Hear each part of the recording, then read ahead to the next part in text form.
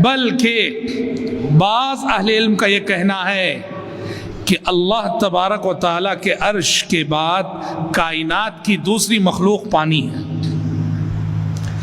پانی اس وقت تھا جب زمین نہ تھی، پانی اس وقت تھا جب آسمان نہ تھے۔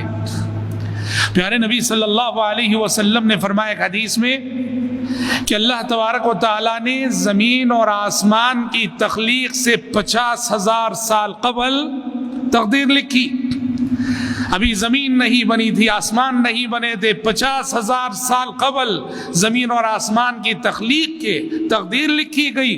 وَكَانَ عَرْشُهُ عَلَى الْمَاءِ، اور اس وقت اللہ تبارک و تعالیٰ کا عرش پانی پر تھا۔ پانی زمین سے زیادہ قدیم ہے، آسمانوں سے زیادہ قدیم ہے، اور یہ جتنا قدیم ہے آنے والے عالم میں بھی یہ باقی رہنے والی نعمت ہے۔ عالم آخرت میں، جنت میں جو نعمتیں ملیں گی، اللہ رب العالمین نے پانی کو جنت کی عظیم نعمت قرار دیا۔ قرآن مجید کی کتنی آیتوں میں ہم پڑھتے ہیں جنات تجری من تحتها الانہار، ایسی جنتیں جن کے نیچے سے نہریں بہ رہی ہوں گی۔ سورہ محمد میں اللہ تعالیٰ نے جنت کی نہروں کا تذکرہ کرتے ہوئے فرمایا مثل الجنة التي وعد المتقون فيها أنهار من ماء غير آسن وأنهار من لبن لم يتغير طعمه وأنهار من خمر لذة للشاربين وأنهار من عسل مصفى۔ جنت میں پانی کی نہر ہے، جنت میں دودھ کی نہر ہے، جنت میں شہد کی نہر ہے، جنت میں شراب کی نہر ہے۔ تو وہاں بھی دیکھو جنت میں بھی پانی کی نعمت باقی رہنے والی ہے۔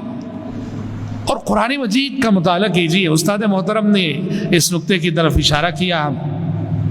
سبحان اللہ، کئی پیغمبر ایسے ہیں ان کی زندگیوں کے اہم واقعات پانی سے جڑے ہوئے ہیں۔ نوح علیہ السلام کی قوم کو پانی میں ڈبویا گیا، نوح علیہ السلام کی قوم پر پانی کا عذاب آیا، انسانی تاریخ کا سب سے عظیم طوفان، اور ایسی موجیں، پہاڑوں جیسی موجیں، پہاڑوں سے باتیں کرنے والی موجیں، پانی میں ڈبویا گیا قوم نوح۔ یونس علیہ السلام جب اپنی قوم سے ناراض ہو کر کشتی میں سوار ہوئے، پانی میں ڈال دیے گئے، مچھلی نکل گئی۔ یوسف علیہ السلام کہاں ڈالے گئے؟ کنویں میں ڈالے گئے۔ موسیٰ علیہ السلام بچپن میں دریا میں بہائے گئے، صندوق میں ان کی ماں نے رکھا۔ اللہ تبارک و تعالیٰ نے ماں کو الہام کیا تھا کہ فرعون کی پولیس جب آئے گی، اندیشہ ہو ان کے آنے کا، بس اس بچے کو جو ہے دریا میں بہا دینا۔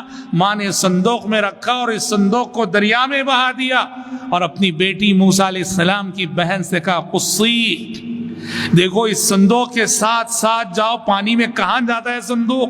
فَبَصُرَتْ بِهِ عَنْ جُنُوبٍ وَهُمْ لَا يَشْعُرُونَ۔ موسیٰ علیہ السلام کی بہن اس صندوق کے ساتھ ساتھ چلتی رہی اور یوں دیکھتی رہی کہ کسی کو خبر بھی نہ ہو سکی۔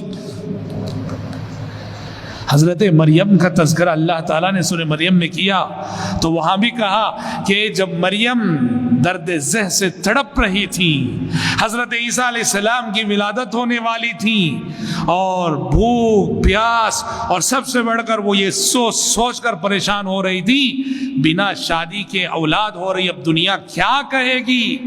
اس وقت حضرت مریم کی تسلی کے سامان کے طور پر جو انتظامات اللہ تعالیٰ نے کیے، اس میں سے ایک انتظام یہ بھی کہ حضرت مریم کے قدموں تلے پانی کا ایک چشمہ بہا دیا۔